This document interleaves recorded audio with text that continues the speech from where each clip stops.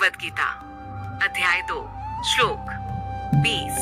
न जायते म्रियते व कदाचे न नायं भूत्वा भविता व न भूया अजो नित्य है शाश्वतोयम पुराणो न हन्यते हन्यमाने शरीरे 20।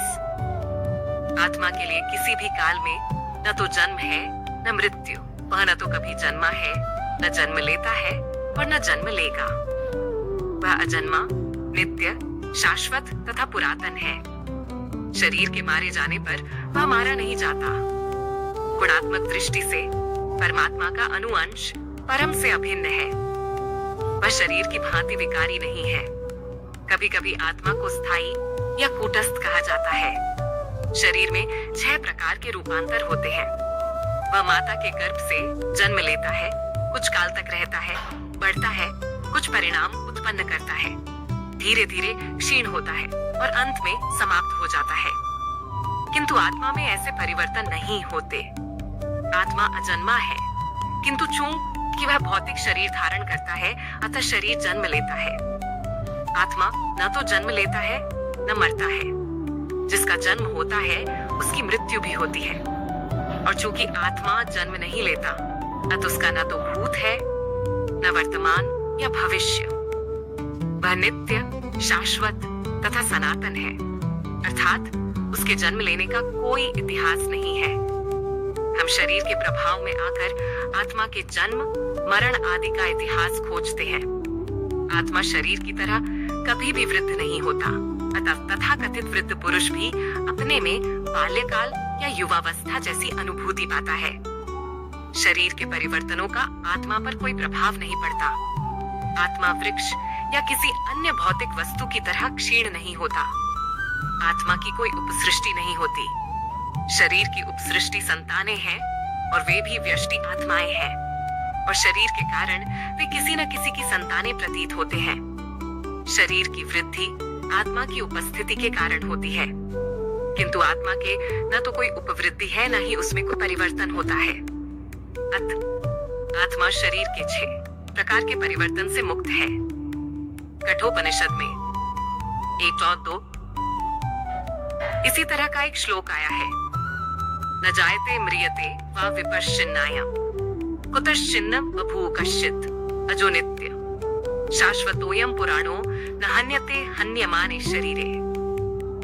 इस श्लोक का अर्थ तथा तात्पर्य भगवत गीता के श्लोक जैसा ही है, किंतु इस श्लोक में एक विशिष्ट शब्द विपश्चित का प्रयोग हुआ है, जिसका अर्थ है विद्वान या ज्ञानमय। आत्मा ज्ञान से या चेतना से सदैव पूर्ण रहता है, अतः चेतना ही आत्मा का लक्षण है। यदि कोई हृदयस्थ आत्मा को नहीं खोज पाता, तब भी वह आत्मा की उपस्थिति को चेतना की उपस्थिति से जान सकता है। कभी कभी हम बादलों या अन्य कारणों से आकाश में सूर्य को नहीं देख पाते, किंतु सूर्य का प्रकाश सदैव विद्यमान रहता है। अतः हमें विश्वास हो जाता है कि यह दिन का समय है। प्रातः काल ज्यों ही आकाश में थोड़ा सा सूर्य प्रकाश दिखता है तो हम समझ जाते हैं कि सूर्य आकाश में है। इसी प्रकार चूहे ना की शरीरों में, चाहे पशु के हों या पुरुषों के, कुछ न कुछ चेतना रहती है, अतः हम आत्मा की उपस्थिति को जान लेते हैं। किंतु जीव की यह चेतना परमेश्वर की चेतना से भिन्न है, क्योंकि परम चेतना तो सर्वज्ञ है, भूत, वर्तमान तथा भविष्य के ज्ञान से पूर्ण। व्यष्टि जीव की चेतना विस्मरणशील है।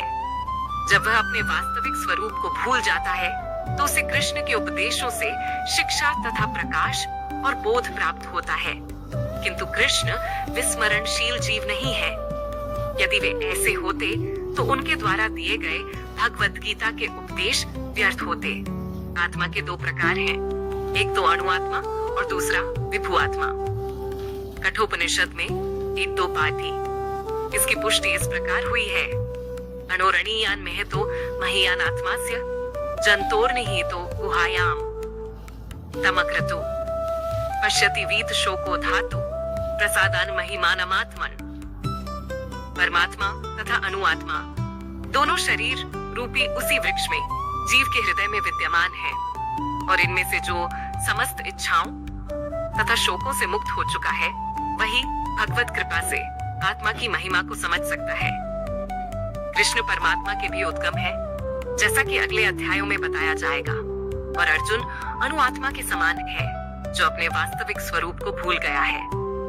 अतः उसे कृष्ण द्वारा या उनके प्रामाणिक प्रतिनिधि गुरु द्वारा प्रबुद्ध किए जाने की आवश्यकता है।